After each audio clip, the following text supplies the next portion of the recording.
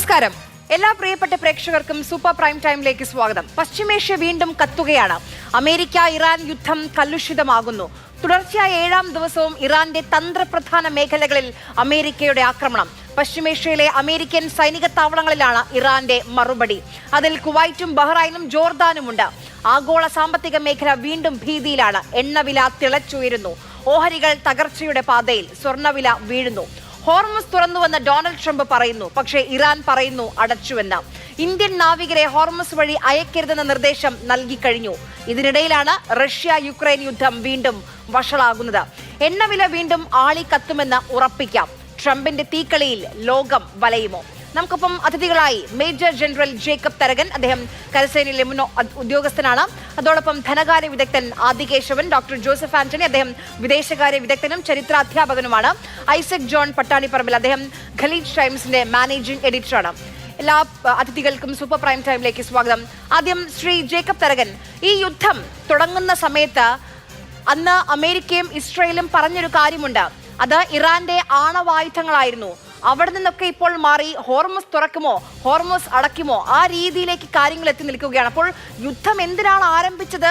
അത് പാടെ മറന്നുപോയി. ഇപ്പോൾ ആ ഹോർമസ് കടലിടുക്കിലേക്ക് ഈ യുദ്ധം നാരോ ചെയ്യപ്പെട്ടിട്ടുണ്ട്. അപ്പോൾ ഇതൊരു ഓൺ ആൻഡ് ഓഫ് യുദ്ധമായി മാറിയിട്ടുണ്ട്. ഇനി എങ്ങനെ ഇത് മുന്നോട്ട് പോകും?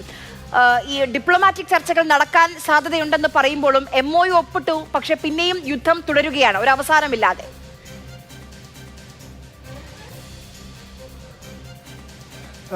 താങ്കൾ തന്നെ പറഞ്ഞ ഈ ചോദ്യത്തിൽ തന്നെ ഇതിൻ്റെ എല്ലാ വശങ്ങളും നമുക്ക് കാണാം.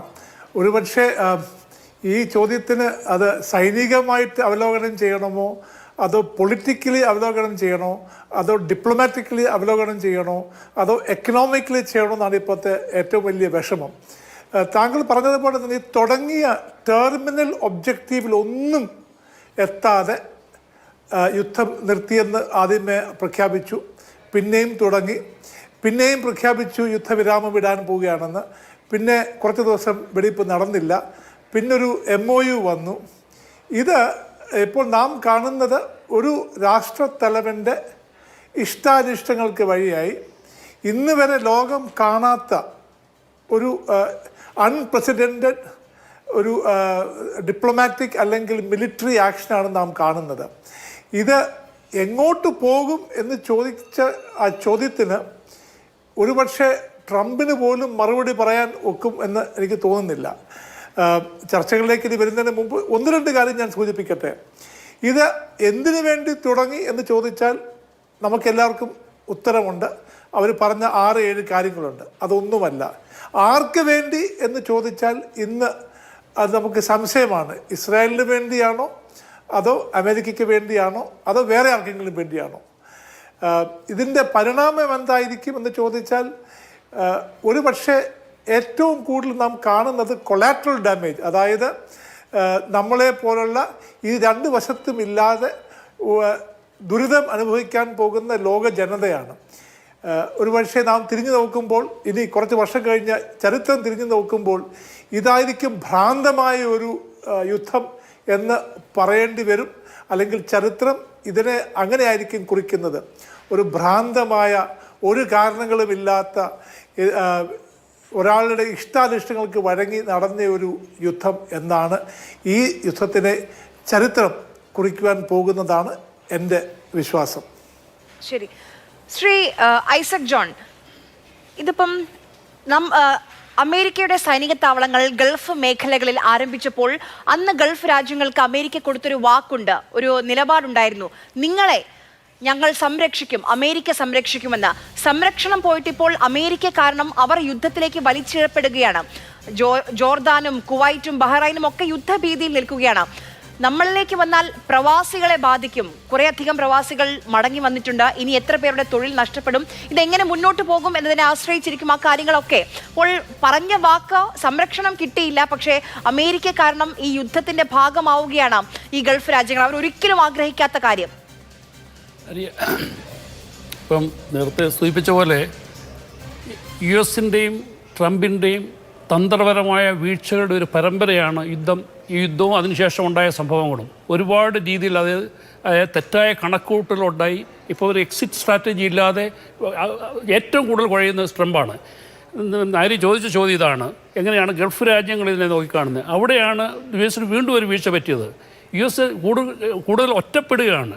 US വിശ്വസിച്ച് ഗൾഫ് രാജ്യങ്ങൾ ഇന്നൊരു catch-22 സിറ്റുവേഷൻ, അതായത് പാരഡോക്സിക്കൽ ഡിലമയിലാണ്. അതായത് പാരഡോക്സിക്കൽ ഡിലമ എന്ന് പറഞ്ഞു കഴിഞ്ഞാൽ പിന്നെ ഒരു എന്ത് ചെയ്യണം, യുഎസിനെ തള്ളിക്കളയാനും വയ്യ, എന്നാൽ ഇറാനുമായിട്ട് ഇങ്ങനെ നിന്ന് കഴിഞ്ഞാൽ അവരുടെ ഭാവി തന്നെ അപകടത്തിലാവും, അവരുടെ സാമ്പത്തിക മേഖല തന്നെ താറുമാറാവും എന്നുള്ള ഭീഷണിയിൽ ഇറാനുമായിട്ട് ഇപ്പോൾ UAEയും സൗദി അറേബ്യയും പോലുള്ള രാജ്യങ്ങൾ ഡയറക്റ്റ് ഇറാനുമായിട്ട് ചർച്ച ചെയ്ത് അവരുമായിട്ടുള്ള ഒരു പിന്നെ ഒരു സമാധാന ഒരു ചട്ടക്കൂട്ടുണ്ടാക്കാനുള്ള ശ്രമമാണ്. പക്ഷേ അവർ US തെളി പറയുന്നുമില്ല. അപ്പോൾ ബാക്കിയുള്ള ഇപ്പോൾ ഉദാഹരണത്തിന് ബഹ്റിനും കുവൈറ്റും ഒക്കെ ഹെൽപ്ലെസ്സായിട്ട് നിൽക്കുകയാണ്. അവിടുത്തെ ബേസാണ് ഇപ്പോൾ ഉപയോഗിച്ചുകൊണ്ടിരിക്കുന്നത്. UAEയിലെയും സൗദി അറേബ്യയിലെയും ബേസ് ഈ ഇറാനെതിരെ അറ്റാക്കിന് ഉപയോഗിക്കാൻ ഇപ്പം അവർ സമ്മതിക്കുന്നില്ല. അതുകൊണ്ട് തന്നെയാണ് ഇറാൻ അവരെ ആക്രമിക്കാത്തത്. പിന്നെ മാത്രമല്ല, അവർ ഇൻഡയറക്റ്റായിട്ടും ഡയറക്റ്റായിട്ടും ഇറാനുമായിട്ടൊരു സന്ധി സംഭാഷണങ്ങളും ഒരു തരത്തിലുള്ള ഒരു ചട്ടക്കൂട് ഉണ്ടാക്കാൻ, സമാധാന ചട്ടക്കൂട് ഉണ്ടാക്കാൻ ശ്രമിക്കുകയാണ്. US സംബന്ധിച്ചുള്ള ഇത് വീഴ്ചകളുടെ സ്ട്രാറ്റജിക് മിസ്കാൽക്കുലേഷൻസിൻ്റെയും ഒരു പരമ്പരയാണ്.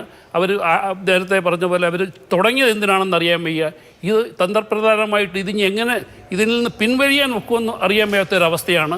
ഇതുമൂലം സംഭവിക്കുന്നതും എത്ര വലിയ കോസ്റ്റാണ്. അതായത് അമേരിക്കൻ ഭരണകൂടത്തിൻ്റെ ഇപ്പോഴത്തെ ഒരു കാൽക്കുലേഷൻ അനുസരിച്ച് അവർ പറയുന്നത് $310 ബില്യൺ എന്നാണ്. പക്ഷേ ബാക്കിയുള്ള ഡിഫൻസ് സ്ട്രാറ്റജിസ്റ്റ് പറയുന്നത് ഏകദേശം $1 ട്രില്യൺ അടുത്ത് US തന്നെ ഉള്ള കോസ്റ്റ് ഉണ്ടായിട്ടുണ്ട്. ഇറാൻ്റെയും ബാക്കിയുള്ള ഗൾഫ് രാജ്യങ്ങളും സഹിച്ച വേറെ ഡാമേജ് ഒന്നും പറയാനില്ല. ഇതുമൂലം സംഭവിക്കാൻ പോകുന്നത് ഇന്ന് ലോകം മൊത്തം ഒരു സാമ്പത്തിക പ്രതിസന്ധി നേരിടുകയാണ്. സാമ്പത്തിക പ്രതിസന്ധി എന്ന് പറഞ്ഞു കഴിഞ്ഞാൽ ഒരു പ്രത്യേക തരത്തിലുള്ള സാമ്പത്തിക പ്രതിസന്ധിയാണ്. അത് ഞാൻ മനസ്സിലാക്കുന്നത് ഇപ്പം ഒരു സ്റ്റാഗ്ഫ്ലേഷൻ എന്ന ഒരു ഭീതിയാണ്. നേരത്തെ നമ്മൾ പറഞ്ഞ റിസഷൻ എന്ന് പറഞ്ഞു. ഇത് റിസഷൻ മാത്രമല്ല, ഇത് റിസഷനല്ല, സ്റ്റാഗ്ഫ്ലേഷൻ. അതായത് വിലക്കയറ്റം ഉണ്ടാകുന്നു, പക്ഷേ അതോടൊപ്പം വീക്കായിട്ടുള്ള എക്കണോമിക് ഗ്രോത്ത്, ആ രീതിയിലുള്ള ഒരു പ്രതിസന്ധിയാണ് കീഴുന്നത്. ഗൾഫിലാണെങ്കിൽ എല്ലാവരും അതീവ പിന്നെ ഉത്കണ്ഠയിലാണ്. കാരണം ഒരുപാട് പേരുടെ ജോലി ആൾറെഡി നഷ്ടപ്പെട്ടു. ഒരുപാട് പേര് നാട്ടിൽ നിർബന്ധിത ലീവിൽ ഇവിടെ വന്നിട്ടുണ്ട്. പ്രത്യേകിച്ച് ഹോസ്പിറ്റാലിറ്റി സെക്ടറിൽ നിന്നുള്ള ആൾക്കാർ. ഏവിയേഷൻ സെക്ടർ ഒരു റിവൈവലിന് വേണ്ടി ശ്രമിച്ചുകൊണ്ടിരിക്കുന്ന സമയത്ത് ഇപ്പം സർവൈവൽ എന്നുള്ള ഒരു പ്രതീക്ഷയിൽ നിൽക്കുകയാണ്. എങ്ങനെ നിങ്ങൾ സർവൈവ് ചെയ്ത് പോയാൽ മതി. അപ്പോൾ ഇപ്പോൾ ഇവിടെ വേറൊരു മിസ്കാൽക്കുലേഷൻ എന്ന് പറഞ്ഞു കഴിഞ്ഞാൽ, ഈ ട്രംപിന് ഇനി 2.5 വർഷം കൂടെ ഉള്ളൂ. നേരത്തെ ഉള്ള എൻ്റെ പാനലിസ്റ്റ് സൂചിപ്പിച്ച പോലെ ഇതുപോലെ അൺകൺവെൻഷണലായിട്ട് ഒരു ഡിപ്ലോമാറ്റിക് കമ്മ്യൂണിറ്റിയുടെ ഇടയിലും അല്ലെങ്കിൽ ലോക ജനതയുടെ ഇടയിലും ലാഫിംഗ് സ്റ്റോക്കായി മാറിയ ഒരു US പ്രസിഡന്റ് ഈ US ചരിത്രത്തിൽ ഉണ്ടായിട്ടില്ല. അപ്പോൾ അൺപ്രഡിക്റ്റബിൾ ആൻഡ് എക്സെൻട്രിക് ആയിട്ടുള്ള ബിഹേവിയറാണ് ഇദ്ദേഹം നടത്തിയിട്ടുള്ളത്. അതുമൂലം ഇദ്ദേഹം ഇന്ന് പറയുന്നത് പോലും ആരും വിശ്വസിക്കാത്തൊരവസ്ഥ വന്നിരിക്കുകയാണ്. അപ്പോൾ അവിടെ വലിയൊരു ട്രസ്റ്റ് ഡെഫിസിറ്റ് ഉണ്ട് ട്രംപിനെ സംബന്ധിച്ചോളം. ഇനി എന്ത് പറഞ്ഞാലും ആൾക്കാർ വിശ്വസിക്കത്തില്ല. അദ്ദേഹം നേരിടുന്ന ഡിലമയാണ്. ഏറ്റവും വലിയ ആപ്പിൽപ്പെട്ടിരിക്കുകയാണ് ട്രംപ്. കാരണം ജനതയുടെ മുമ്പിൽ മുട്ടുമടക്കി നിൽക്കുകയാണ്. എങ്ങനെ ഇതിൽ നിന്നും പുള്ളിയുടെ അഭിമാനം രക്ഷിക്കാൻ വയ്യാത്തൊരവസ്ഥയിലാണ് നിൽക്കുന്നത്. ഇറാൻ ഇന്ന് പുതിയൊരു ശക്തി ആർജിച്ചിരിക്കുകയാണ്. ഹോർമൂസ് എന്ന് പറഞ്ഞ വലിയൊരു വജ്രായുധം കണ്ടുപിടിച്ച് അവർക്കുണ്ടായിരുന്നു, അത് റീഡിസ്കവർ ചെയ്ത് അവരുടെ കയ്യിൽ കിട്ടി. അതുകൊണ്ട് അവരെ സംബന്ധിച്ചുള്ള അവരുടെ ലാസ്റ്റ് സ്ട്രാറ്റജിക് ആയിട്ടുള്ള ഒരു ഡിഫൻസ് മെക്കാനിസമാണത്. അതൊട്ടും കൊടുക്കാനോ അതിനൊരു വിട്ടുവീഴ്ച ചെയ്യാനോ ഇറാൻ ഭരണകൂടം തയ്യാറല്ല. പിന്നീട് ട്രംപ് ചെയ്ത വേറൊരു മിസ്കലേഷൻ എന്താണ്, ഈ ടോപ്പ് ലീഡർഷിപ്പിനെ ഇല്ലാതാക്കുകയാണെങ്കിൽ അവരെ ദുർബലമാക്കാൻ കഴിയും. പക്ഷെ നേരെ തിരിച്ച സംഭവിച്ച് ആ ലീഡർഷിപ്പ് പോയതോടുകൂടി ഖമേനിയുടെ ഭാഗത്തോടു കൂടി എന്ത് സംഭവിച്ചു, അവിടെ ഉണ്ടായത് ഒരു മൊസൈക്ക് ഡിഫൻസ് ഡോക്ട്രിൻ, അതായത് ഡീസെൻട്രലൈസേഷൻ. 31 സൈനിക മേധാവികളിലേക്ക് IRGC മാറി അവർക്ക് സ്വതന്ത്രമായിട്ട് യുദ്ധം ചെയ്യാനുള്ള ഒരു അധികാരം കൊടുത്തു. അതോടുകൂടി എന്ത് ചെയ്യുന്നു, ആരുടെയും നിയന്ത്രണത്തിനല്ല, it has become chaotic and uncontrollable. ആ ഒരു സിറ്റുവേഷനാണ്. That is the situation now. ശരി, ഡോക്ടർ ജോസഫ് ആന്റണി, കഴിഞ്ഞ ദിവസം നെതന്യാഹുവും അതോടൊപ്പം തന്നെ JD വാൻസും അമേരിക്കയുടെ വൈസ് പ്രസിഡന്റും തമ്മിൽ ഒരു പരിപാടി നടക്കുന്നു. അതിൽ JD വാൻസ് പറയുന്നു അമേരിക്കയുടെ പൂർണ്ണ പിന്തുണ, അമേരിക്ക മാത്രമാണ് പൂർണ്ണമായും ഇസ്രായേലിനൊപ്പം നിൽക്കുന്നു. പക്ഷെ അവിടെ തിരുത്തുന്നുണ്ട് നെതന്യാഹു, അല്ല, ഒരു ചെറിയ രാജ്യം ഇന്ത്യ കൂടി ഞങ്ങൾക്കൊപ്പമുണ്ട്, ഇന്ത്യയുടെ പൂർണ്ണ പിന്തുണ ഞങ്ങൾക്കൊപ്പമുണ്ട് എന്ന് നെതന്യാഹു പറയുകയാണ്. ഒന്നാമത്തെ കാര്യം, ഇന്ത്യ ഒരു ചെറിയ രാജ്യമല്ല. ഈ കേന്ദ്ര സർക്കാർ ഈ വിഷയത്തിൽ ഇതുവരെ ഒരു നിലപാടും സ്വീകരിച്ചിട്ടില്ല. എന്തുകൊണ്ടായിരിക്കും നെതന്യാഹുവിന് അങ്ങനെ പറയാൻ കഴിയുന്നത്?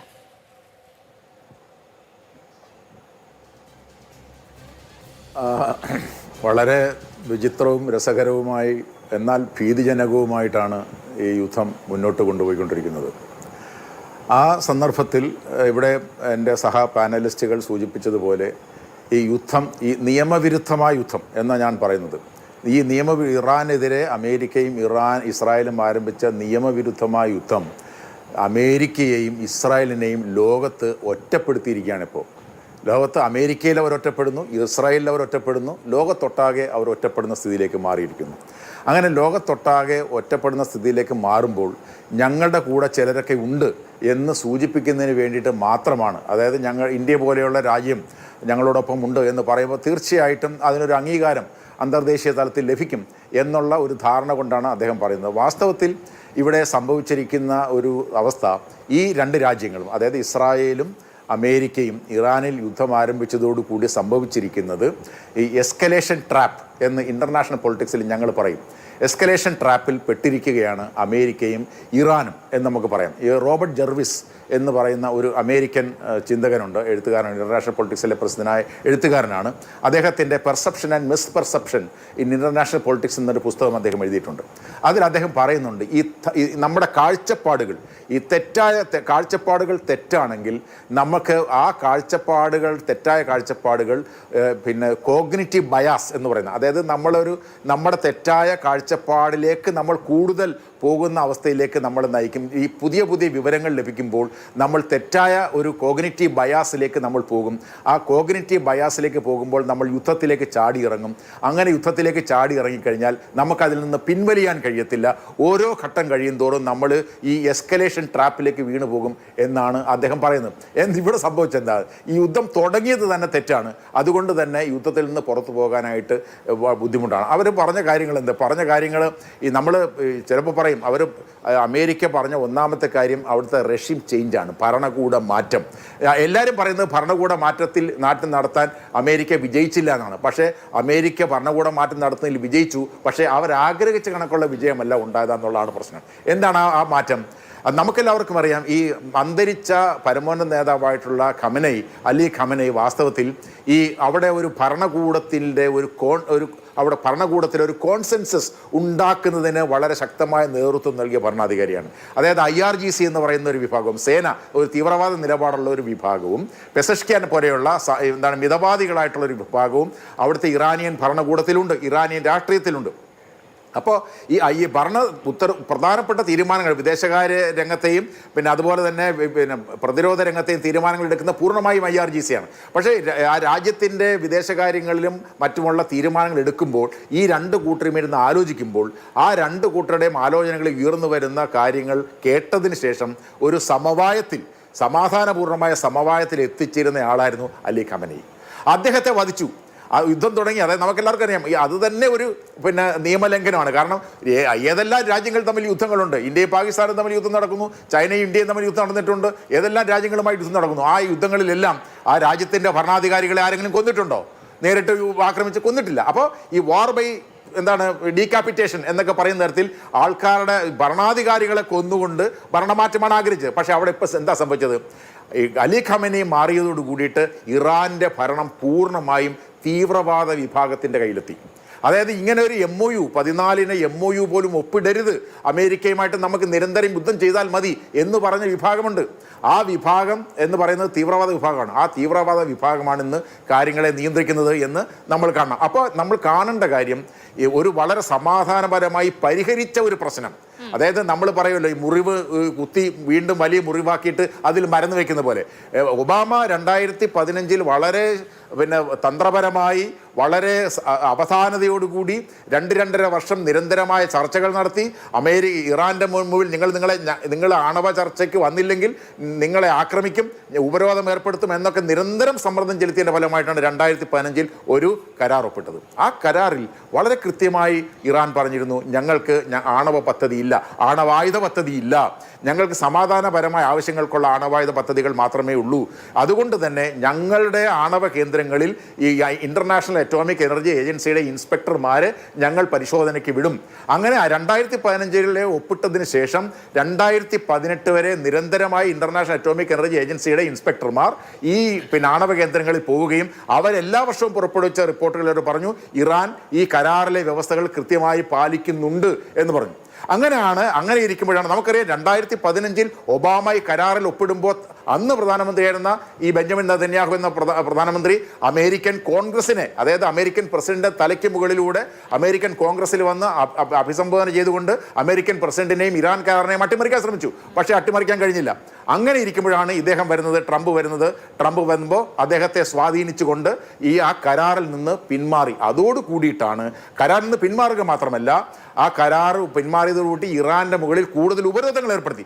അങ്ങനെ ഉപരോധങ്ങൾ ഏർപ്പെടുത്തിയപ്പോഴാണ് 2015 ഒപ്പിട്ട ഇറാൻ ആണവ കരാറിന്റെ ബാധ്യതകളിൽ നിന്ന് ഇറാൻ പിന്നോട്ട് പോവുകയും കൂടുതൽ ഈ യുറേനിയം എൻറിച്ച്മെന്റ് കൂടുന്ന അവസ്ഥയിലേക്ക് വരികയും ചെയ്തത്. അതാണ് ഇപ്പോഴത്തെ സാഹചര്യത്തിലെത്തിയത്. അങ്ങനെ സാഹചര്യത്തിലെത്തിയപ്പോൾ പോലും ഈ പ്രശ്നം പരിഹരിക്കുന്നതിനുള്ള സാധ്യത ഉണ്ടായിരുന്നു. എന്നാൽ 2005 ജൂൺ മാസം ഇദ്ദേഹം വന്ന് ഇദ്ദേഹത്തെ ബോധ്യപ്പെടുത്തി, നമുക്ക് ഈ ഒരു രക്ഷയുമില്ല, ഇറാൻ ആണവ ആയുധം ഉണ്ടാക്കാൻ 3 മാസം കഴിഞ്ഞാൽ ആണവായുധം ഉണ്ടാക്കും, അതുകൊണ്ട് നമുക്ക് ഈ ആണവായുധ പദ്ധതി മുഴുവൻ പൂർണ്ണമായും തകർക്കണമെന്ന് പറഞ്ഞുകൊണ്ടാണ് 2025 ജൂൺ മാസം ഈ 3 നദാൻസ്, ഫൊർദോ, ഇസ്ഫഹാൻ എന്ന് പറയുന്ന ആണവ കേന്ദ്രങ്ങൾ ആക്രമിക്കുകയും അദ്ദേഹം അമേരിക്കൻ പ്രസിഡന്റിനെ ലോകത്തോട് വിളിച്ചു പറഞ്ഞു. അദ്ദേഹം നമ്മൾ പറയണ്ട, ഇദ്ദേഹം പറയുന്ന, ഇവിടെ നമ്മളെ സഹ പാനലിസ്റ്റുകൾ സൂചിപ്പിച്ച പോലെ ഇദ്ദേഹം പറയുന്ന ഒരു വാക്കും വിശ്വസിക്കാൻ കഴിയത്തില്ല. അദ്ദേഹം പറഞ്ഞു, we have completely obliterated the nuclear capability of Iran. ഇറാന്റെ പരിപൂർണമായ ഇറാന്റെ ആണവശേഷി പൂർണ്ണമായും തുടച്ചു നീക്കി. അദ്ദേഹം പറഞ്ഞു, അവിടുത്തെ പ്രതിരോധ സെക്രട്ടറി പറഞ്ഞു, അവരുടെ ഡാൻ കെയ്ൻ എന്ന് പറയുന്ന സുപ്രീം അവരുടെ സേനകളുടെ നേതാവ് പറഞ്ഞു. ഇതെല്ലാം പറഞ്ഞിട്ട് പിന്നെന്തിനാ ഇപ്പോൾ 2026 ഫെബ്രുവരി മാസം 28 എന്തിനെ ആക്രമിച്ചത്? അപ്പോൾ ആക്രമിച്ചതിൻ്റെ കാരണം ഇതാണ്. ഞാനതാണ് ഈ കോഗ്നിറ്റീവ് ബയാസ് എന്ന് പറയുന്ന അവസ്ഥയിലേക്ക് ട്രംപ് വന്നതിനെ കുറിച്ചാണ് ഞാൻ പറയുന്നത്. 2026 ഫെബ്രുവരി മാസം അമേരിക്കൻ വൈറ്റ് ഹൗസിൽ ബെഞ്ചമിൻ നെതന്യാഹുവും മൊസാദിൻ്റെ ചീഫായിരുന്ന ഡേവിഡ് ബർണിയ എന്ന് പറയുന്ന വ്യക്തിയും അമേരിക്കൻ പ്രസിഡന്റ് ഡൊണാൾഡ് ട്രംപിനെ കാണുന്നു. അവർ പറയുന്നു, ഇപ്പോൾ അതായത് ജനുവരി മാസം ഇറാനിൽ നടന്ന ഭരണകൂട വിരുദ്ധ പ്രകടനങ്ങളുടെ പശ്ചാത്തലത്തിലാണ് ഇവർ വന്ന് പറഞ്ഞു, നമ്മളിപ്പോൾ ആക്രമിച്ചാൽ ഈ ഇറാൻ രാഷ്ട്രീയമായും സാമ്പത്തികമായും സൈനികമായും സാമൂഹ്യമായും വളരെ ദുർബലമായ അവസ്ഥയിൽ നിൽക്കുകയാണ്. ഇപ്പോൾ നമ്മൾ ആക്രമിച്ചാൽ 3 ദിവസം കൊണ്ട് നമുക്ക് ഇറാനെ ഇല്ലാതാക്കി കഴിഞ്ഞാൽ നമ്മൾ ആഗ്രഹിക്കുന്ന അഹമ്മദി നെജാദിനെ പോലെയുള്ള നേതാക്കന്മാരെ ഇവർ ഒരുക്കി നിർത്തിയിരുന്നു എന്നൊക്കെ നമ്മൾ പറയുന്നുണ്ട്. അത് പോട്ടെ, അപ്പോൾ നമുക്ക് നമ്മുടെ ഇഷ്ടപ്പെട്ട ആൾക്കാരെ അവിടെ വെക്കാം, എന്നിട്ട് നമുക്ക് ഇവിടെ ശാന്തസുന്ദരമായ ഒരു പശ്ചിമേഷ്യ സൃഷ്ടിക്കാം എന്ന് പറഞ്ഞ ആ തെറ്റായ വിവരത്തിന്റെ അടിസ്ഥാനത്തിൽ യുദ്ധത്തിന് ഇറങ്ങിയത് കൊണ്ടാണ് ഈ എസ്കലേഷൻ ട്രാപ്പ്. അതായത് ഇനി അദ്ദേഹത്തിന് അതിൽ നിന്ന് പിന്മാറാൻ കഴിയത്തില്ല. അദ്ദേഹം ഒപ്പിട്ട കരാറുണ്ട്, ജൂൺ മാസം 17 ഒപ്പിട്ട MOU-നെ കുറിച്ച് അമേരിക്കക്കാർ പറയുന്നതാണ്, it's A surrender document. America ഇറാന്റെ മുമ്പിൽ വിയറ്റ്നാമിൽ കീഴടങ്ങിയതുപോലെ, അഫ്ഗാനിസ്ഥാനെ കീഴടങ്ങിയതുപോലെ ഇറാന്റെ മുമ്പിൽ കീഴടങ്ങിയിരിക്കുന്നു. അതൊരു സറണ്ടർ ഡോക്യുമെന്റായി മാറിയിരിക്കുന്നു എന്ന ഒരു ചീത്തപ്പേര് ഉണ്ടാക്കിയപ്പോഴാണ് വീണ്ടും അതിൽ നിന്നും ആ ഒരു ചീത്തപ്പേര് ഒഴിവാക്കാൻ വേണ്ടിയാണ് വീണ്ടും ഈ ആക്രമണം ഇവിടെ എല്ലാവർക്കും അറിയാവുന്ന പോലെ 14 തിരിച്ചു വരാം. ഇപ്പം ഡോക്ടർ ജോസഫ് ആന്റണി ഇതിന്റെ നയതന്ത്ര വശം പറഞ്ഞു. നമുക്കൊപ്പം ഇതിനു മുൻപ് നമ്മൾ ഗൾഫ് രാജ്യങ്ങളുടെ ആശങ്ക സംസാരിച്ചു, മിലിറ്ററി ആശങ്ക സംസാരിച്ചു. ഈ യുദ്ധം ഉണ്ടാക്കുന്ന ഒരു സാമ്പത്തിക പ്രതിസന്ധിയുണ്ട്. ഈ യുദ്ധം ഈ ചർച്ച കാണുന്ന ആളുകളെയും ചർച്ചയിൽ പങ്കെടുക്കുന്ന ആളുകളെയും എല്ലാവരെയും ബാധിച്ചു. നമ്മുടെ അടുക്കളയിലേക്ക് വരെ ഈ യുദ്ധത്തിന്റെ ഭീതി എത്തി. ശ്രീ ആദികേശവൻ, ഇപ്പം 100 ദിവസത്തിലധികമായി യുദ്ധം തുടങ്ങിയിട്ട് ഫെബ്രുവരി 28 തുടങ്ങിയതാണ്. ഈ കേരളത്തിലേക്ക് നോക്കൂ, ഇന്ത്യയിലേക്ക് നോക്കൂ, നമ്മുടെ പാചകവാതക വില കൂടി, ആ പാചകവാതക ക്ഷാമമുണ്ടായി, ഇന്ധനവില വർദ്ധിച്ചു, എണ്ണവില, സ്വർണം, അങ്ങനെ എല്ലാ രീതിയിലും നമ്മളെ അടക്കം ബാധിച്ചു. പക്ഷേ ഇപ്പോൾ ഒരു സ്റ്റേബിൾ സിറ്റുവേഷനിലേക്ക്, ഫിനാൻഷ്യലി ഒരു സ്റ്റേബിൾ സിറ്റുവേഷനിലേക്ക് നമ്മുടെ രാജ്യം എത്തിയോ? ഇനി യുദ്ധം തുടർന്നാലും ഇനി മുന്നോട്ട് പോയാലും നേരിടാൻ കഴിയും എന്നൊരു നിലയിലേക്ക് എത്തിയോ? ആര്യ, നന്ദി. ഞാൻ ആദ്യം ഒരു ടെക്നിക്കൽ പ്രോബ്ലം ഉണ്ടായിരുന്നു, പക്ഷെ നിങ്ങളുടെ ടീം പെട്ടെന്ന് സോൾവ് ചെയ്തു. പക്ഷേ ഇടയ്ക്കും മുറയ്ക്കും കേൾക്കാൻ സാധിച്ചില്ല. എന്തായാലും ഇപ്പോൾ ആര്യ ചോദിച്ച ചോദ്യം, എൻ്റെ കാഴ്ചപ്പാടിൽ ഈ ഇറാൻ, ഇസ്രയേൽ, US എന്നുള്ള 3 കക്ഷികളായിരുന്നല്ലോ ഈ യുദ്ധത്തിന് പാർട്ടിസിപ്പൻസ് ആയിട്ട് പങ്കെടുക്കുന്ന രാജ്യങ്ങളായി മുൻപിൽ വന്നിരുന്നത്. ഈ യുദ്ധം അതേപോലെ യുക്രൈൻ, റഷ്യ കണ്ടിന്യൂയിങ് ആയിട്ട് ഇപ്പോഴും തുടർന്നു പോകുന്ന ആ യുദ്ധം ഒക്കെ നമ്മുടെ മുമ്പിലുണ്ട്. എൻ്റെ ഒരു കാഴ്ചപ്പാടിൽ ഏറ്റവും വലിയ ഒരു ഫാക്ടർ, ഘടകം, ഈ ഇറാൻ US യുദ്ധം കണ്ടിന്യൂ ചെയ്യുന്നത്. അതൊരു കാര്യം, ഈ മിലിറ്ററി ഹാർഡ്വെയറിനെക്കാളും ട്രഡീഷണലായിട്ട് യുദ്ധത്തിന് വേണ്ടി ഒരുക്കുന്ന സന്നാഹങ്ങളെക്കാളുമൊക്കെ ഈ സാമ്പത്തിക രംഗത്തെ ഡെവലപ്മെൻറ്റ്, സംഭവ വികാസങ്ങൾ ഇതിനെല്ലാം ഓവർടേക്ക് ചെയ്തു ഈ യുദ്ധത്തിൽ. അത് ഞാൻ പറയാൻ കാരണം, അമേരിക്കയിൽ ഈ ക്രൂഡ് ഓയിലിൻ്റെ വില കൂടി. ആദ്യം ഫെബ്രുവരി 28 അറ്റാക്ക് തുടങ്ങി, പിന്നെ മാർച്ച് 15, മാർച്ച് 30 വരെയൊക്കെ ഇതിന് ഒരു സൊല്യൂഷനും ആരും മുമ്പിൽ കണ്ടില്ല.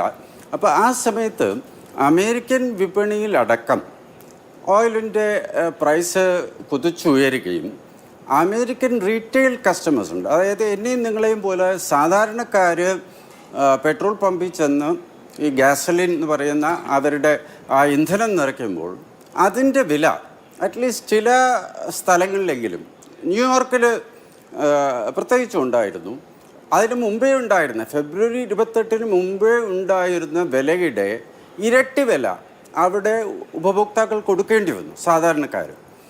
അതടക്കമുള്ള ഒരു വലിയ വിലക്കയറ്റം അമേരിക്കയിൽ ഉണ്ടാവുകയും ആ വിലക്കയറ്റം താങ്ങാനാവാത്ത രീതിയിലേക്ക് പോകുന്നു എന്ന് കണ്ടുകൊണ്ട് സാധാരണക്കാർ, ഈ റിപ്പബ്ലിക്കൻ പാർട്ടിയുടെ സപ്പോർട്ടേഴ്സ് അടക്കം ആ ഗവൺമെൻറ്റിനെതിരെയും, പ്രത്യേകിച്ച് ട്രംപിൻ്റെ റേറ്റിംഗ്സ് ഉണ്ടല്ലോ, നമുക്കറിയാമല്ലോ അമേരിക്കയിൽ കുറച്ചുകൂടി ഡേറ്റാ ബേസ്ഡ് ആയിട്ട് ഇന്ത്യയെക്കാളുമൊക്കെ കുറച്ചുകൂടി നന്നായിട്ട് ഈ റേറ്റിംഗ്സ് കണക്കാക്കുന്ന രീതിയും അങ്ങനത്തെ ഏജൻസീസും ഉണ്ട്.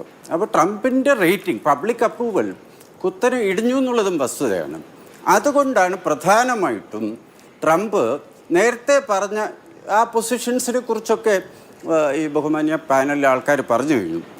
ഞാൻ പറഞ്ഞു വന്നത് അതായത് ഇക്കണോമിക്സ്, സാമ്പത്തിക രംഗത്തെ സംഭവ വികാസങ്ങൾ തീർച്ചയായിട്ടും മിലിറ്ററി സൈഡിലെ ആക്ടിവിറ്റീസിനെക്കാളും അല്ലെങ്കിൽ അതിനെ ഓവർടേക്ക് ചെയ്തുകൊണ്ട് മറികടന്നുകൊണ്ട് മുന്നോട്ട് വന്നു എന്നുള്ളതാണ് ഈ യുദ്ധത്തിൻ്റെ ഡിഫൈനിങ് ഫീച്ചർ എന്നെനിക്ക് തോന്നുന്നു. 2, ആര്യ പറഞ്ഞ പോലെ ഇന്ത്യ അടക്കമുള്ള എല്ലാ രാജ്യങ്ങളെയും അഫക്റ്റ് ചെയ്തു, ഒരു സംശയവുമില്ല. മിക്കവാറും ലോകത്തിലെ എല്ലാ രാജ്യങ്ങളെയും, യൂറോപ്പിനെ എഫക്റ്റ് ചെയ്തു, UK എഫക്റ്റ് ചെയ്തു, പ്രത്യേകിച്ച് ഇന്ത്യയും എഫക്റ്റ് ചെയ്തു. തിരിഞ്ഞു നോക്കുമ്പോൾ വളരെ വസ്തുനിഷ്ഠമായിട്ട് നമ്മൾ നോക്കിയാൽ ആര്യ, നമുക്ക് സമ്മതിക്കേണ്ടി വരും, നമ്മുടെ സർക്കാർ വളരെ കാര്യക്ഷമമായി ഈ പ്രശ്നത്തെ നേരിട്ടു, കാര്യക്ഷമമായി ഇതിൽ ഇടപെട്ടു എന്ന് പറയേണ്ടി വരും. കാരണം ഇപ്പോൾ പെട്രോൾ, ഡീസലിൻ്റെ വില നേരത്തെ ചർച്ച ചെയ്തതാണ്. യുദ്ധം നേരത്തെ ഒരു ഉടമ്പടി ഉണ്ടാക്കി, അത് കഴിഞ്ഞു. പക്ഷേ ഇപ്പോൾ വീണ്ടും കണ്ടിന്യൂ ചെയ്യുന്നു എന്നുള്ളത് അവിടെ നിൽക്കുന്നു. വീണ്ടും എണ്ണയുടെ വില $85-90 അടുപ്പിച്ചെത്തി. എന്തായാലും 100 കടന്നു പോയിട്ടില്ല. അപ്പോൾ അതുകൊണ്ട് ഫെബ്രുവരി 28 മുതൽ ആദ്യത്തെ ഒരു എഗ്രിമെൻ്റ് വരെയുള്ള സംഭവ വികാസങ്ങൾ നോക്കിയാൽ ഇനി വരുന്ന കാലം അതിനേക്കാളും എന്തായാലും മയപ്പെട്ടതായിരിക്കും. 1. 2, ഇതിൻ്റെ ഇടയിൽ ഞാൻ നേരത്തെ പറഞ്ഞ പോലെ നമ്മുടെ സർക്കാർ പെട്രോളിൻ്റെയും ഡീസലിൻ്റെയും വില പരമാവധി 10 രൂപ അല്ലെങ്കിൽ 12 രൂപ, ആ ഒരു ഹൈക്ക് പോലും സാധാരണക്കാരന് ചിലപ്പോൾ താങ്ങാനായിട്ട് പക്ഷേ ലോകത്തിലെ എണ്ണ റിസർവ്സ് അവർക്ക് തന്നെയുണ്ട്. അമേരിക്ക ഏറ്റവും വലിയ സമ്പദ്ഘടന, അവർക്ക് ഈ പമ്പിലെ പ്രൈസസിനെ കൺട്രോൾ ചെയ്യാൻ പറ്റിയില്ല, നമുക്ക് കൺട്രോൾ ചെയ്യാൻ പറ്റി. വലിയ ഒരു നേട്ടമായിട്ട് തന്നെ അംഗീകരിക്കേണ്ടി വരും. രണ്ടാമത്, യുദ്ധത്തിൽ നിന്നും പാഠങ്ങൾ പഠിച്ചുകൊണ്ട് നമ്മൾ എന്തൊക്കെ ചെയ്തു? 2 കാര്യങ്ങൾ മാത്രം, കാരണം ഇത് കേൾക്കുന്നവരും ഒക്കെ മനസ്സിലാക്കാൻ വേണ്ടി. ഒന്ന്, നമ്മുടെ ഈ യുദ്ധം കഴിഞ്ഞപ്പോഴാണ് ഒരു പക്ഷേ ഇതുമായിട്ട് പ്രവർത്തിക്കുന്ന ആൾക്കാരൊക്കെ ഫോക്കസ് ചെയ്ത് ഈ ഒരു പ്രശ്നത്തിനെ കാണാൻ തുടങ്ങിയത്. ഏത് പ്രശ്നം? Strategic reserves.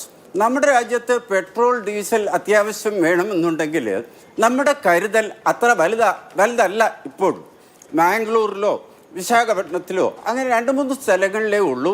അത്രയ്ക്ക് വലിയ ഒരു 2 മാസത്തേക്കോ 3 മാസത്തേക്കോ നമ്മുടെ പെട്രോൾ ഡീസൽ ഒരു വരവും വരാതെയുള്ള സാഹചര്യത്തിൽ പോലും നമുക്ക് സ്വന്തം റിസർവ്സ് ആയിട്ടുള്ള പെട്രോളും ഡീസലും ഉപയോഗിച്ച് മുന്നോട്ട് പോകാൻ തക്കവണ്ണമുള്ള കരുതൽ റിസർവ്സ് നമ്മുടെ കയ്യിലില്ല. അതിനുള്ള കപ്പാസിറ്റി ഇല്ല. പക്ഷേ അതിനുള്ള കപ്പാസിറ്റി നമ്മൾ ബിൽഡ് ചെയ്യാനുള്ള പ്ലാൻ തുടങ്ങി വർഷങ്ങളെടുക്കും, 4-5 വർഷം. അത് ചെയ്തു. രണ്ടാമത്തത് നമ്മൾ പരാമർശിക്കാതെ പോകുന്നു സാധാരണ കേരളത്തിൽ, കാരണം കാർഷിക രംഗം അത്ര വലുതല്ല കേരളത്തിൽ. പക്ഷേ ഫെർട്ടിലൈസർ യൂറിയ 1/5 ഭാഗം ഇന്ത്യ ഇമ്പോർട്ട് ചെയ്യുന്നു. ഏറ്റവും വിലപ്പെട്ട ഏറ്റവും അത്യാവശ്യമായ ഫെർട്ടിലൈസറാണല്ലോ യൂറിയ.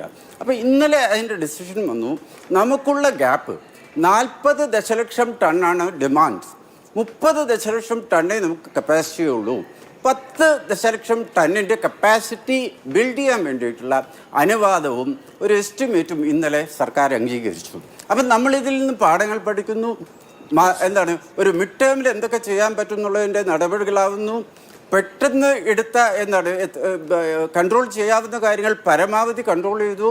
ഈ പെട്രോൾ ഡീസൽ പമ്പ് പ്രൈസസ് അത്രയ്ക്കങ്ങ് കുതിച്ചു പോയില്ല. ഗാർഹിക സിലിണ്ടറിൻ്റെ അതും നമ്മൾ സമ്മതിക്കേണ്ടി വരും. ഗാർഹിക സിലിണ്ടറിൻ്റെ വിലയും അവൈലബിലിറ്റിയും രണ്ടും അത്രയ്ക്ക് എഫക്റ്റഡ് ആയിരുന്നില്ല. ചില ക്യൂ ഒക്കെ നമ്മൾ UP, ബീഹാർ, കേരളത്തിൽ എന്തായാലും, കാരണം ഞാനും നിങ്ങളുമൊക്കെ ഗാർഹിക സിലിണ്ടർ ഉപയോഗിക്കുന്നവരല്ലേ, അതിൻ്റെ ഒരു ബുദ്ധിമുട്ട് വന്നിട്ടേ ഇല്ല. പ്രധാനമായിട്ടും കൂട്ടിയത് കമേഴ്ഷ്യൽ റെസ്റ്റോറൻറ്റ് ഹോട്ടലിൻ്റെ ഗ്യാസ് സിലിണ്ടറിൻ്റെ പരമ്പരാഗത യുദ്ധമുറകളെയൊക്കെ മറികടന്ന് ഓവർടേക്ക് ചെയ്ത് ഫ്രണ്ടിൽ വന്നു. ഇറാനും ചെയ്തത് മിലിറ്ററി ഫൈറ്റിങ്ങിനെക്കാളും ബ്ലോക്കേഡ് അല്ലേ, ആ ഉപരോധമാണ് അവരുടെ കരുത്ത് കാട്ടിയത്. അത് എക്കണോമിക് സാമ്പത്തിക ഉപരോധമാണ്. കപ്പലുകൾക്ക് ഇങ്ങോട്ട് വരാൻ പറ്റില്ല, സപ്ലൈ ഇല്ല. അത് അറബ് രാജ്യങ്ങളെ അടക്കം ബാധിക്കാൻ തുടങ്ങി. അതായത് പരമ്പരാഗത മിലിറ്ററി ഉപകരണങ്ങൾ വെച്ച് ഏറ്റവും വലിയ വമ്പൻ ശക്തിയായ അമേരിക്കയെ നേരിടുവാനുള്ള പ്രശ്നങ്ങൾ കണ്ടുകൊണ്ട് സാമ്പത്തിക മാർഗത്തിൽ കൂടി അവരെ നേരിടുകയും അതിൽ വിജയം കാണുകയും ചെയ്തു എന്നുള്ളത് ഈ യുദ്ധത്തിൻ്റെ പ്രത്യേക ഒരു ഫീച്ചറും പഠനങ്ങൾക്ക് വിധേയമാക്കേണ്ട ഒരു കാര്യവുമാണ്. രണ്ടാമത് ഞാൻ ഒന്നുകൂടി പറയുന്നു, ഇന്ത്യ സാമാന്യം നല്ല രീതിയിൽ തന്നെ ഈ ക്രൈസിസിനെ നമ്മൾ ഹാൻഡിൽ ചെയ്തു. മാത്രമല്ല പെട്ടെന്ന് എന്തൊക്കെയാണ് നമ്മൾ നേരത്തെ എടുക്കാത്തത് ആ നടപടികൾ നമ്മുടെ ഗവൺമെൻറ് എടുത്തു. വേറൊരു കാര്യം പ്രധാനമായിട്ടും ഈ ഒരു കാര്യം നമ്മൾ ഇനിയും ചെയ്യേണ്ടത്, നമ്മൾ നേരത്തെ വിഭാവനം ചെയ്യാത്ത എത്രയോ കാര്യങ്ങൾ വലിയ കാതലായ നമ്മുടെ സമ്പദ്ഘടനയെ അതുകൊണ്ടാണ് ഞാൻ ഇടപെടുന്നത്. ക്ഷമിക്കണം സർ. ശ്രീ ജേക്കബ് തരകൻ, നമ്മൾ ഈ സംസാരിക്കുന്ന സമയത്തും ഡിപ്ലോമാറ്റിക് ചർച്ചകൾക്ക് സാധ്യതയുണ്ട് എന്ന് മനസ്സിലാകുന്നു. ട്രംപ് പറയുന്നു, ട്രംപിന്റെ ഭാഷ, നിങ്ങൾ നന്നായി പെരുമാറണം, ഇല്ലെങ്കിൽ നിങ്ങളുടെ എനർജി സെക്ടറുകൾ, നിങ്ങളുടെ ഊർജ്ജ മേഖലകളിലായിരിക്കും അടുത്ത ഞങ്ങളുടെ ആക്രമണമെന്ന്. അതിന് മറുപടി, ഇറാന്റെ ഊർജ്ജ മേഖലകൾ ആക്രമിച്ചാൽ ചെങ്കടലിലടക്കം പ്രയാസങ്ങൾ ഉണ്ടാകും, പ്രതിസന്ധികൾ ഉണ്ടാകുമെന്ന മുന്നറിയിപ്പ് ഇറാൻ നൽകുന്നു. അങ്ങനെ ചർച്ചകൾ ഒരു ഭാഗത്ത് ഉണ്ടാകുമെന്ന് പ്രതീക്ഷിക്കുമ്പോൾ മറുഭാഗത്ത് ഭീഷണിയാണ്, ആക്രമണങ്ങളാണ്. അപ്പോൾ ഇതിനി എങ്ങനെ മുന്നോട്ട് പോകും? ഇപ്പം ഹോർമുസ് ഇപ്പോൾ ട്രംപ് തുറന്നു എന്ന് പറയുന്ന, ഹോർമുസ് സമ്പൂർണ്ണമായും തുറന്നു, ഇനി ഒരു നിരോധനവും ഇല്ല എന്ന് പറയുന്ന ദിവസം നോക്കും, അന്ന് 14 ഞായറാഴ്ച വെറും 14 കപ്പലുകൾ മാത്രമാണ് ഹോർമുസിലൂടെ കടന്നത്. ഒരു സാധാരണ ദിവസം, അതായത് യുദ്ധത്തിന് മുൻപ് ഒരു സാധാരണ ദിവസം മിനിമം 130 കപ്പലെങ്കിലും കടന്നു പോകുന്ന മേഖലയാണ് ഹോർമുസ്.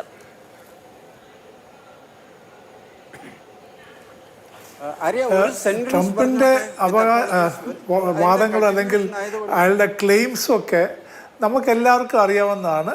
ഹോർമുസ് ഓപ്പൺ ആണെന്ന് പറയുമ്പോഴും ഒരു ഷിപ്പും പോകാത്തതും, ഈ ഡിപ്ലോമസിയിൽ നടക്കാത്ത ഒരു സംഭവം.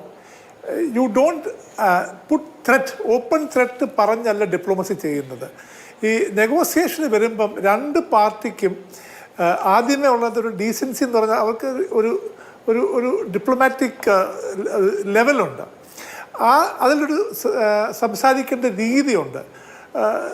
ട്രംപ് എന്ന മഹാമനുഷ്യന് ആ രീതിയൊക്കെ അറിയാൻ വയ്യാത്തൊരു വ്യക്തിയാണ്. അദ്ദേഹം പറയുന്നത് നമ്മുടെ നാട്ടിൽ പറയുന്നത് പോലെ വെറും താഴേക്കടയിലെ വർത്തമാനമാണ് അദ്ദേഹം പറയുന്നത്. അങ്ങനല്ല ഒരു രാഷ്ട്രത്തലവൻ മറ്റൊരു രാഷ്ട്രത്തോട് സംസാരിക്കേണ്ടത്. നമ്മൾ മറക്കാൻ പാടില്ലാത്തൊരു കാരണം, ഈ ഇറാൻ ജനത എന്ന് പറയുന്നത് വളരെ പ്രൗഡ് പീപ്പിൾ, അത് അവർക്ക് ഭയങ്കര അഭിമാനമുള്ള വ്യക്തികളാണ്.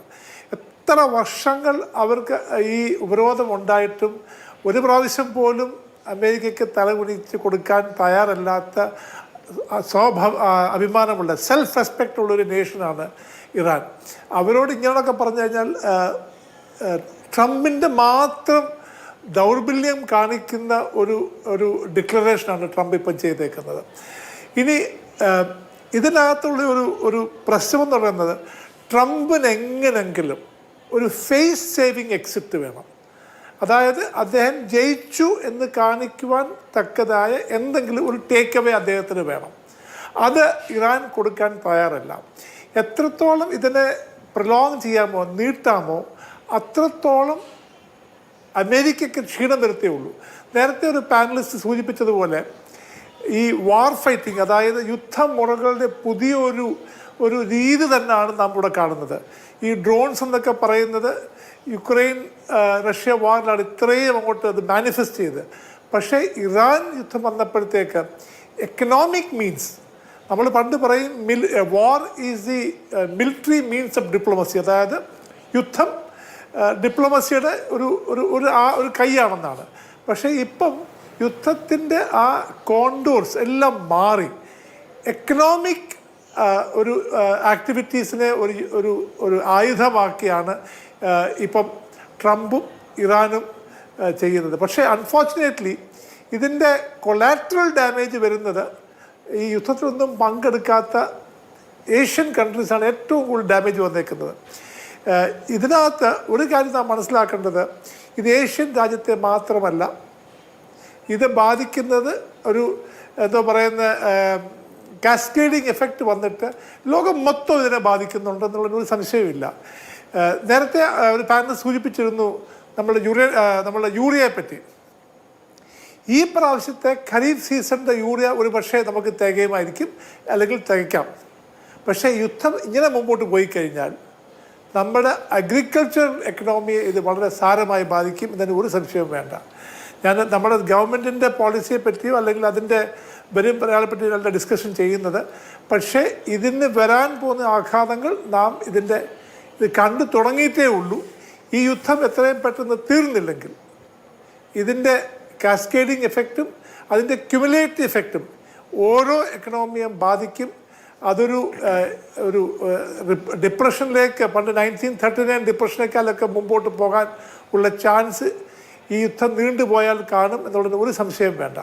ഇതിൻ്റെ കൂടെ രണ്ട് കാര്യം കൂടെ ഞാൻ സൂചിപ്പിക്കട്ടെ. നേരത്തെ താങ്കൾ പറഞ്ഞതിനകത്ത് നെത്തന്യാഹു പറഞ്ഞ ഒരു കമൻറ്റ്, ഒരു ചെറിയ രാജ്യമുണ്ടെന്ന് പറയും. അത് JD വാൻസ് പറഞ്ഞതിന് മറുപടിയായിട്ട് അദ്ദേഹത്തിനോട് സർക്കാസ്റ്റിക്കായിട്ടാണ് പറഞ്ഞത്, ഞങ്ങൾക്കൊരു ചെറിയ രാജ്യത്തിൻ്റെ സപ്പോർട്ടുണ്ടെന്ന്.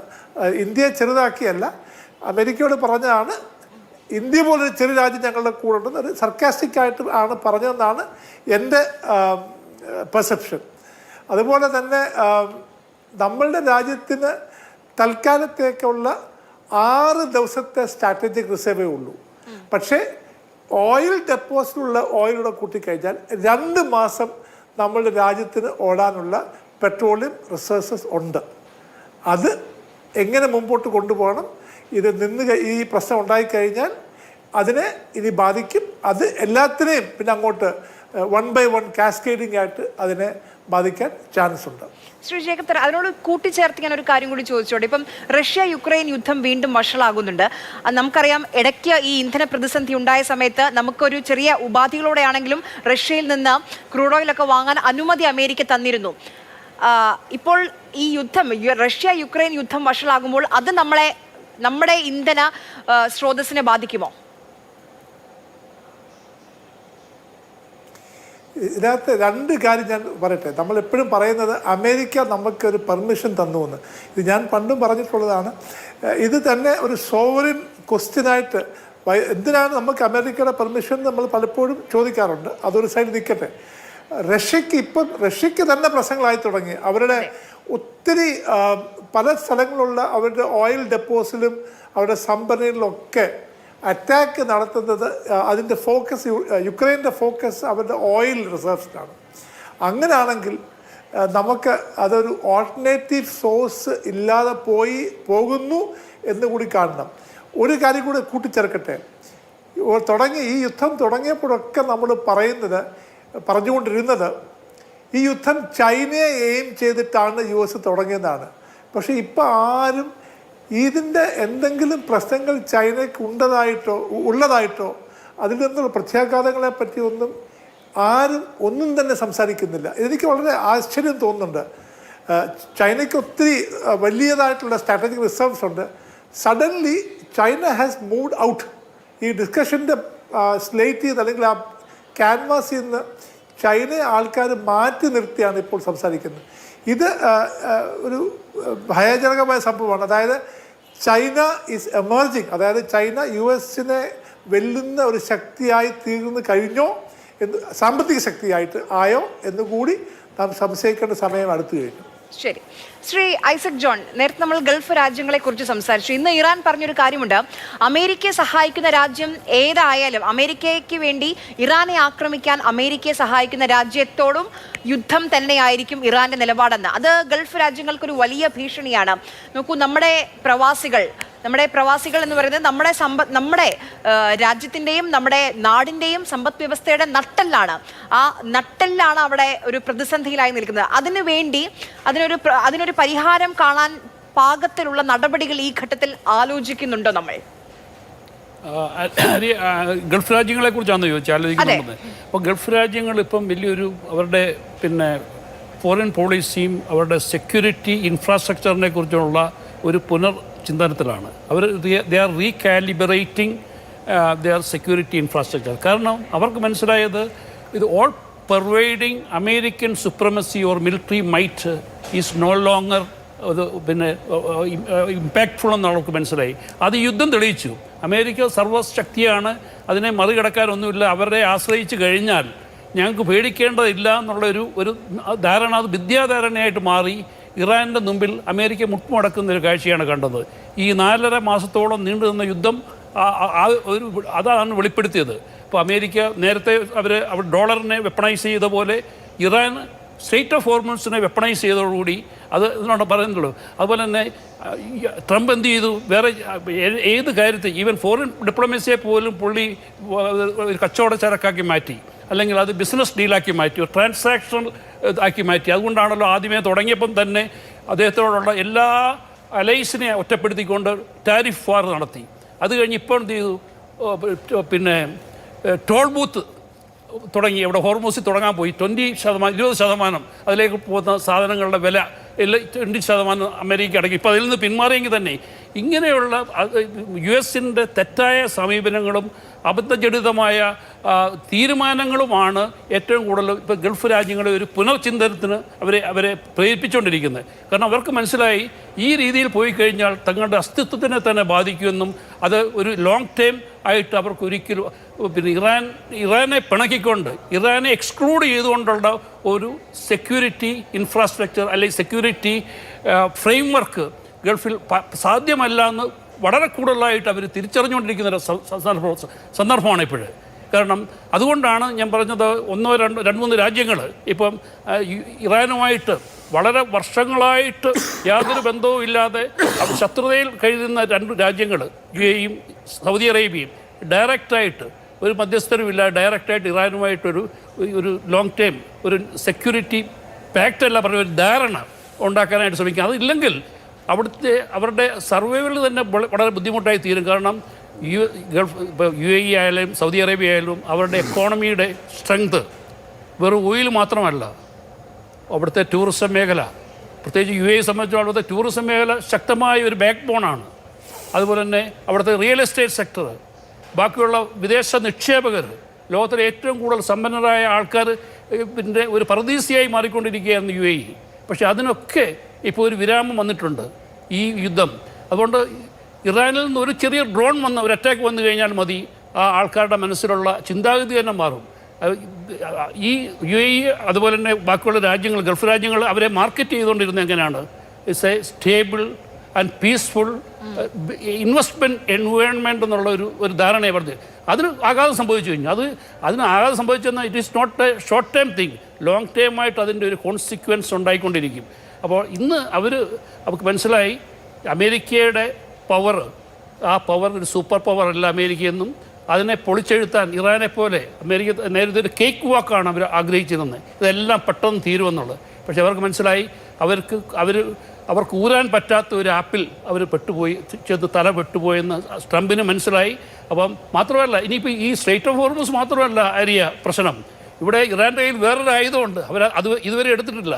വേറെ ഇതേപോലുള്ള സ്ട്രാറ്റജിക് ആയിട്ടുള്ള ഒരു സ്ട്രെയിറ്റ് ഉണ്ട്, ബാബൽ മെൻഡേബ് എന്ന് പറയും. അതായത് ഹോൺ ഓഫ് ആഫ്രിക്കയിൽ എറിട്രിയയുടെ യമൻ്റെ ഇടയ്ക്കാണ്. അപ്പോൾ അവിടെയുള്ള പ്രോക്സീസ്, ഇറാന്റെ പ്രോക്സീസ് യമനിലുള്ളവർ വിചാരിച്ചു കഴിഞ്ഞാൽ റെഡ് സീയിലേക്കുള്ള കച്ചവടം ഇറാൻ പറയുന്നത് അത് സംഭവിക്കുകയാണെങ്കിൽ ഇത് ഇപ്പം ഉണ്ടാകുന്നതിൽ കൂടുതലും വലിയ പ്രത്യാഘാതങ്ങൾ, ഇംപ്ലിക്കേഷൻസ് വേൾഡ് വൈഡ് എക്കോണമിയിലുണ്ടാവും. വേൾഡ് വൈഡ് എക്കോണമി ഇപ്പം തന്നെ വേൾഡ് ബാങ്കിൻ്റെ അതൊക്കെ അനുസരിച്ച് അവർ വീണ്ടും അത് ഗ്രോത്ത് കുറച്ചു. UAE GCCയുടെ ഗ്രോത്ത് ഫോർകാസ്റ്റ് വേൾഡ് ബാങ്ക് ചെയ്തേക്കുന്ന 4.6 നിന്ന് 1.3% ആയിട്ട് മാറ്റി ഗ്രോത്ത്. അതിൻ്റെ അർത്ഥം എന്താണ്? ഇനി ഇത് നീണ്ടു നിൽക്കുകയാണെങ്കിൽ അത് 0യിലേക്ക് വരും. ഗ്രോത്ത് ഇല്ലാത്തൊരവസ്ഥ വരികയാണെങ്കിൽ അത് വളരെ ഭയാനകരമായ പ്രത്യാഘാതങ്ങൾ ഉണ്ടാക്കും. ഗൾഫിലെ ജോലി ഇവിടെ പ്രത്യേകിച്ചും ഗൾഫിൽ ഇപ്പം എത്ര ഇന്ത്യക്കാരുണ്ടെന്ന് ഏകദേശം ഒരു കണക്കൂട്ടുകാരുണ്ടെങ്കിൽ ഇന്ത്യക്കാരല്ല, മലയാളികളുടെ കാര്യം നമുക്ക് പറയാം. മലയാളികൾ ഇപ്പോൾ ഗൾഫിലുള്ള മലയാളികൾ ഏകദേശം ടോട്ടൽ ലോകത്ത് മൊത്തമുള്ള മലയാളികളുടെ 3.5 മില്യൺ, അതായത് 35-37 ലക്ഷം ഉണ്ടെങ്കിൽ അതൊരു 2.5-3 മില്യണോളം, ഏകദേശം 2.5 മില്യൺ, അതായത് 25 ലക്ഷത്തിൽ കൂടുതൽ, 27 ലക്ഷത്തോളം ഗൾഫിലാണുള്ളത്. അതിൽ കൂടുതലും UAE-യിലാണുള്ളത്. അപ്പം അവരുടെ ഇങ്ങോട്ടുള്ള റെമിറ്റൻസ് കുറയും.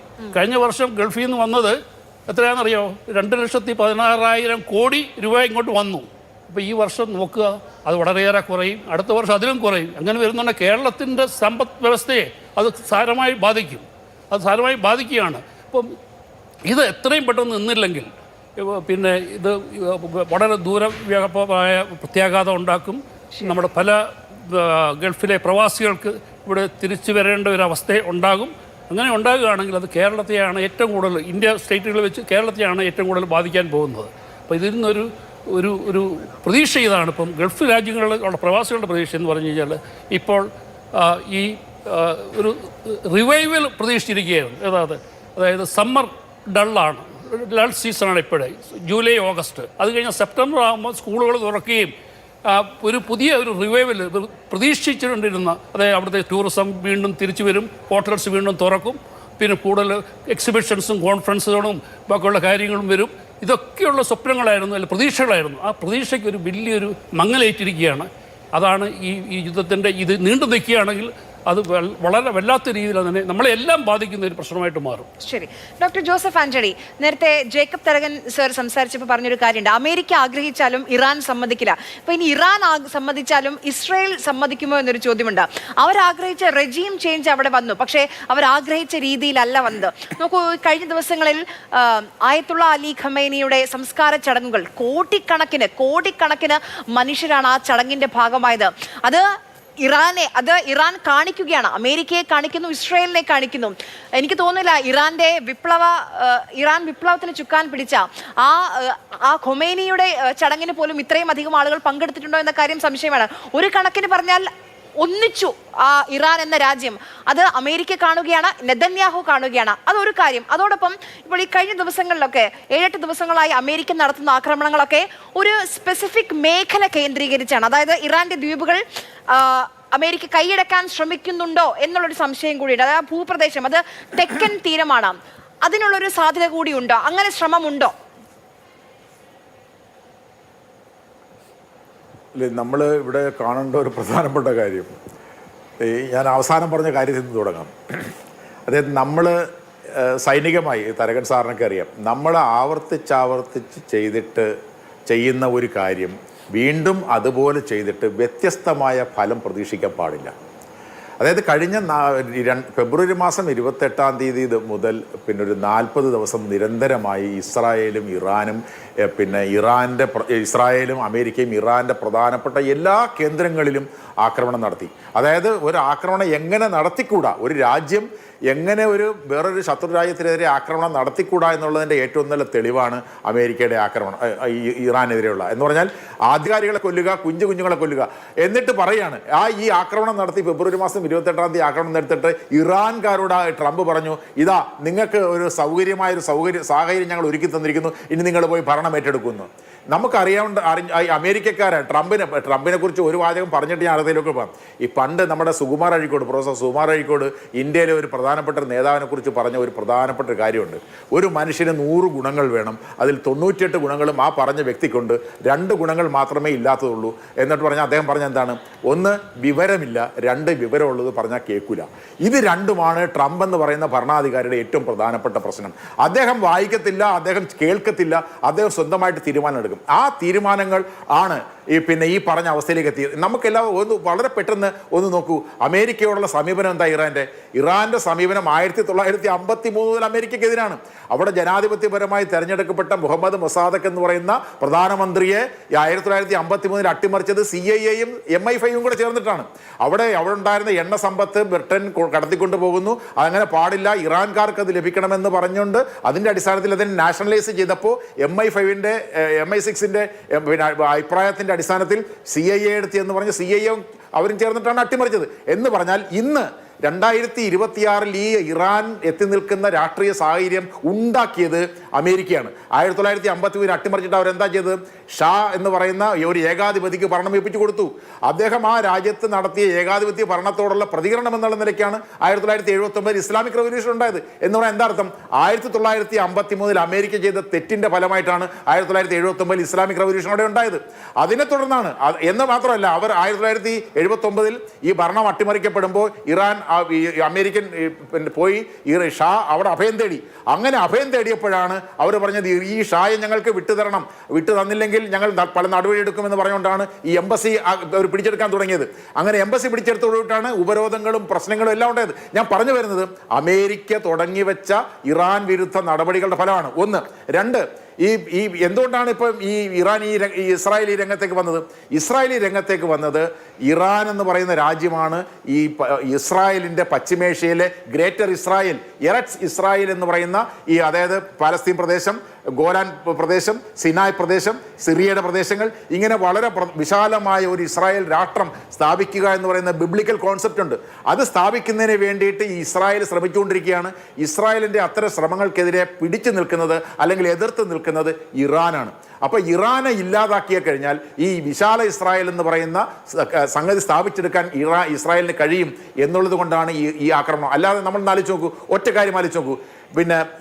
ഇവർ പറയുന്നത് ഇറാന്റെ കയ്യിൽ ആണവായുധമുണ്ട്, അത് ഞങ്ങളുടെ നിലനിൽപ്പിനെതിരാണെന്ന് പറയുന്നത് വസ്തുതാ വിരുദ്ധമാണ്. എന്തുകൊണ്ട് വസ്തുതാ വിരുദ്ധം? ഈ പശ്ചിമേഷ്യയിലെ ആണവായുധമുള്ള ഒരേ ഒരു രാജ്യം ഇസ്രായേലാണ്. അതായത്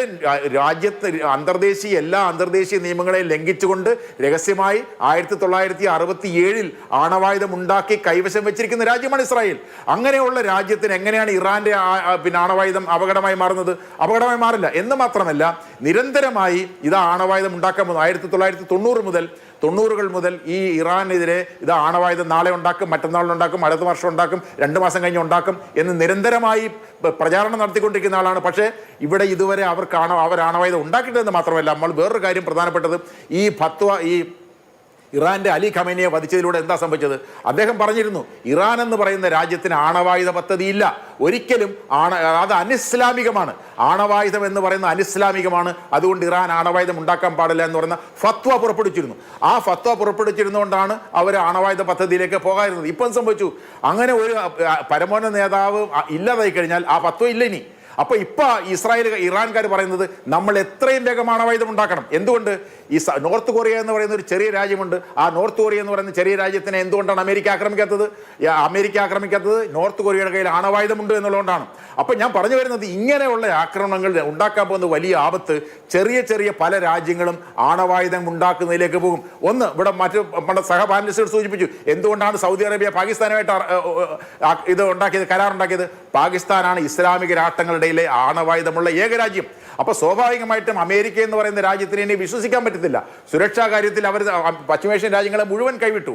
അപ്പോൾ എന്തെങ്കിലും ഒരു പ്രതിസന്ധി ഇനി ഉണ്ടാവുകയാണെങ്കിൽ പാകിസ്ഥാന്റെ ആണവായുധം ഉൾപ്പെടെ സൗദി അറേബ്യയുടെ രക്ഷയ്ക്ക് വരണം എന്നുള്ള ചിന്ത അമേരിക്കയെ ഞങ്ങൾക്ക് വിശ്വസിക്കാൻ കഴിയത്തില്ല ഒരു കാരണവശാലും. എന്ന് മാത്രമല്ല ഇസ്രായേലിനെ പോലും വിശ്വസിക്കാൻ കഴിയത്തില്ല. ഇസ്രായേൽ എന്താ ഇപ്പോൾ പറഞ്ഞെന്തറിയാമോ? ഇനി ഈ ഇറാന്റെ കാര്യം ഞങ്ങൾ തീർത്തു കഴിഞ്ഞാൽ ഞങ്ങൾ നോക്കാൻ പോകുന്നത് തുർക്കിയാണ്. നാറ്റോ സഖ്യത്തിലെ അംഗമായിട്ടുള്ള തുർക്കിയാണ് ഞങ്ങൾ ഇനി ഇല്ലാതാക്കാൻ പോകുന്നതെന്ന് പരസ്യമായി ഇസ്രായേലിന്റെ വിദേശകാര്യ മന്ത്രി പറഞ്ഞു കഴിഞ്ഞു. അപ്പം ഞാൻ പറഞ്ഞു വരുന്നത് ഒന്നിനു പുറകെ ഒന്നായി പശ്ചിമേഷ്യയിലെ ഇസ്രായേലിന്റെ താല്പര്യങ്ങൾക്കെതിരായി നിൽക്കുന്ന രാജ്യങ്ങളെ ഇല്ലാതാക്കുക എന്ന് പറയുന്ന ഗ്രേറ്റർ ഇസ്രായേൽ പദ്ധതിയുടെ ഭാഗമാണ് ഇറാനെതിരായി നടത്തിയ ആക്രമണം. അല്ലാതെ ഇറാൻ ഇസ്രായേലിനെ ആക്രമിച്ചില്ല, ഇറാൻ അമേരിക്കയെ ആക്രമിച്ചില്ല. ഈ രണ്ട് രാജ്യങ്ങളെയും ആക്രമിക്കാതിരിക്കുക എന്ന് മാത്രമല്ല ചർച്ചകൾ നടന്നുകൊണ്ടിരിക്കുകയാണ്. ചർച്ചകൾ നടന്ന് ഫെബ്രുവരി മാസം 26-ാം തീയതി ഒമാന്റെ വിദേശകാര്യമന്ത്രി ബദർ അൽബു സൈദിയോട് ഇറാന്റെ സംഘം പറഞ്ഞു, ഞങ്ങൾ ഇതാ 3 കാര്യങ്ങൾ അംഗീകരിക്കുന്നു. ഒന്ന്, ഞങ്ങൾക്ക് ആണവായുധ പദ്ധതിയില്ല. ഞങ്ങൾ എൻട്രി ചെയ്ത യുറേനിയം 60%-ലേറെ എൻട്രി ചെയ്ത യുറേനിയം ഞങ്ങൾ താഴേക്ക് കൊണ്ടുവരും. 3, ഇന്റർനാഷണൽ അറ്റോമിക് എനർജി ഏജൻസിയുടെ ഇൻസ്പെക്ടേഴ്സിനെ ഞങ്ങൾ അനുവദിക്കും എന്ന് ബദർ അൽബു സൈദി എന്ന് പറയുന്ന ഒമാന്റെ വിദേശകാര്യമന്ത്രി പറഞ്ഞു. അദ്ദേഹം അമേരിക്കൻ വിദേശകാര്യ സെക്രട്ടറി മാർക്കോ റൂബിയോട് പറഞ്ഞു ഇതിങ്ങനെ സമ്മതിച്ചിട്ടുണ്ട് എന്ന് പത്രമാധ്യമങ്ങളിൽ വിളിച്ചു പറഞ്ഞു, നമ്മളെല്ലാവരും അറിഞ്ഞു എന്ന് പറഞ്ഞ ഫെബ്രുവരി മാസം 27-ാം തീയതി അദ്ദേഹം ലോകത്തോട് വിളിച്ചു പറഞ്ഞു. എന്താ സംഭവിച്ചത്? ഫെബ്രുവരി മാസം 28-ാം തീയതി ഇറാനെതിരെ ആക്രമണം നടത്തി. എന്ന് പറഞ്ഞാൽ എൻ്റെ അർത്ഥം എന്താ? പറയുന്നതൊന്നും പ്രവർത്തിക്കുന്നത് വേറൊന്നും വിശ്വസിക്കാൻ കൊള്ളാത്ത രാജ്യമായി നമ്മൾ പറയും. ഒറ്റ വാചകം കൂടെ പറഞ്ഞ് ഞാൻ അവസാനിപ്പിക്കാം. അമേരിക്കയിലെ വളരെ പ്രമുഖനായിട്ടുള്ള അന്താരാഷ്ട്ര ചിന്തകനാണ് സ്റ്റീവൻ വോൾട്ട് പറഞ്ഞു, America has become A rogue state. America ഒരു തെമ്മാടി രാഷ്ട്രമായി മാറിക്കഴിഞ്ഞിരിക്കുന്നു.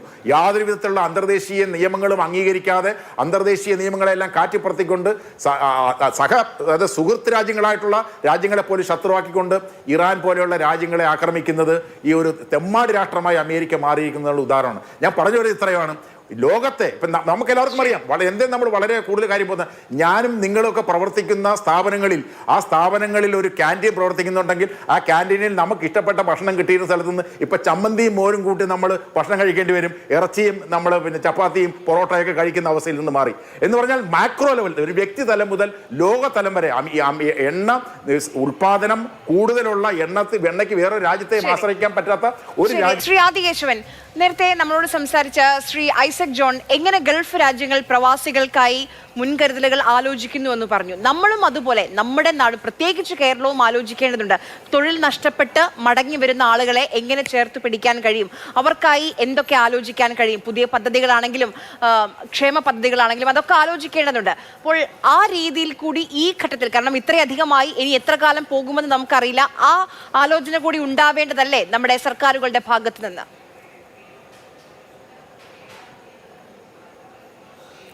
അതെ, ഒറ്റ വാക്കിൽ പറഞ്ഞാൽ അതെ. കാരണം നമ്മൾ കണക്ക് നോക്കിക്കഴിഞ്ഞാൽ ഇപ്പോൾ മാധ്യമങ്ങളിൽ അല്ലെങ്കിൽ നമ്മുടെ പബ്ലിക് ഡൊമൈനിലുള്ള ഒരു കണക്ക്, ഫെബ്രുവരിക്ക് ശേഷം ഇന്ത്യയിലേക്ക് തിരിച്ച് മടങ്ങി വന്ന ഗൾഫിലുള്ള ഇന്ത്യൻസ്, മലയാളികൾ അതിൽ എനിക്ക് തോന്നുന്നത് ഒരു സിംഹഭാഗവും മലയാളികൾ തന്നെയായിരിക്കും. മിനിസ്ട്രി ഓഫ് എക്സ്റ്റേണൽ അഫയേഴ്സിൻ്റെ ജോയിൻറ്റ് സെക്രട്ടറി പറഞ്ഞ കണക്കാണ്, ഏകദേശം 2.5 ലക്ഷം ആൾക്കാർ ഇന്ത്യയിലേക്ക് തിരിച്ചു വന്നു. അപ്പോൾ നമ്മൾ ഒരു കൺസർവേറ്റീവായിട്ടുള്ള ഒരു ഊഹം നമ്മൾ കണക്കാക്കുകയാണെങ്കിൽ ഇതിൽ അറ്റ്ലീസ്റ്റ് 1.25-2 ലക്ഷം പേര് മലയാളികൾ ആയിരിക്കാം. ഞാൻ അങ്ങനെ പറയുന്നുള്ളൂ, കാരണം കണക്കില്ല.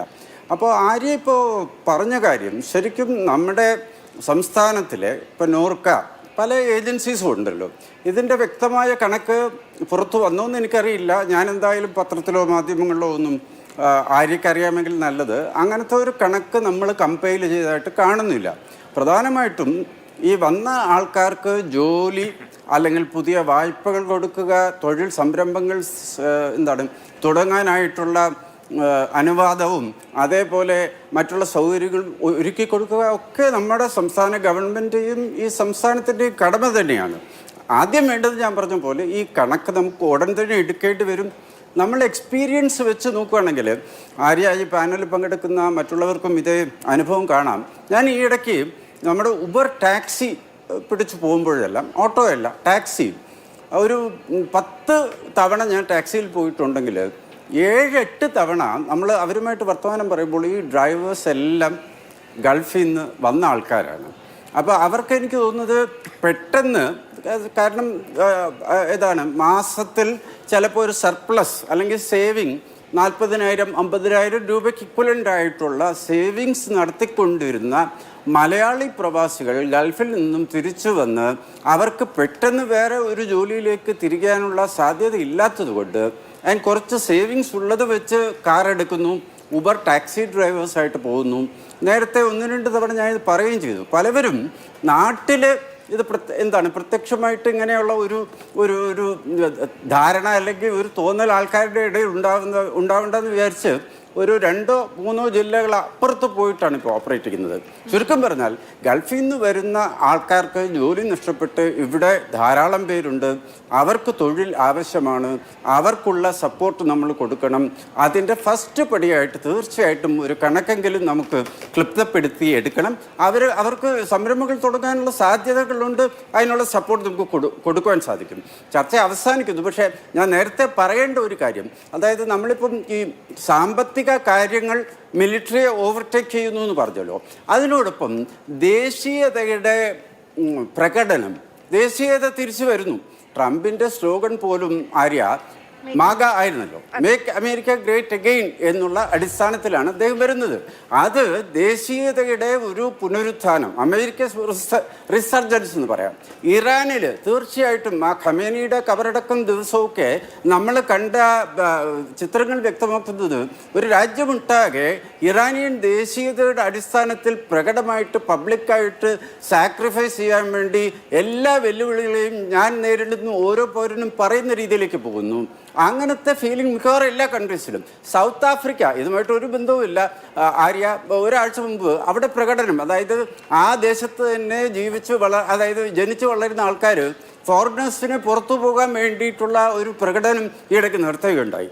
അതിൻ്റെ ഫലമായിട്ടാണ് ദേശീയതയിൽ ഊന്നിക്കൊണ്ടുള്ള വികസനം, സാമ്പത്തിക നടപടികൾ, ആത്മനിർഭരത എന്ന് പറയുന്നത് ശരിക്കും പറഞ്ഞാൽ ഈ ഇറാൻ US ഈ യുദ്ധത്തോടുകൂടി ആത്മനിർഭരത എന്നുള്ളത് വെറും ഒരു വാചകം അല്ലെങ്കിൽ സ്ലോഗൻ മാത്രമാകാതെ അത് അനിവാര്യമായ സാമ്പത്തിക വികസനത്തിൻ്റെ അടിക്കല്ലായിട്ട് ഇന്ത്യയിൽ മാറിക്കഴിഞ്ഞു.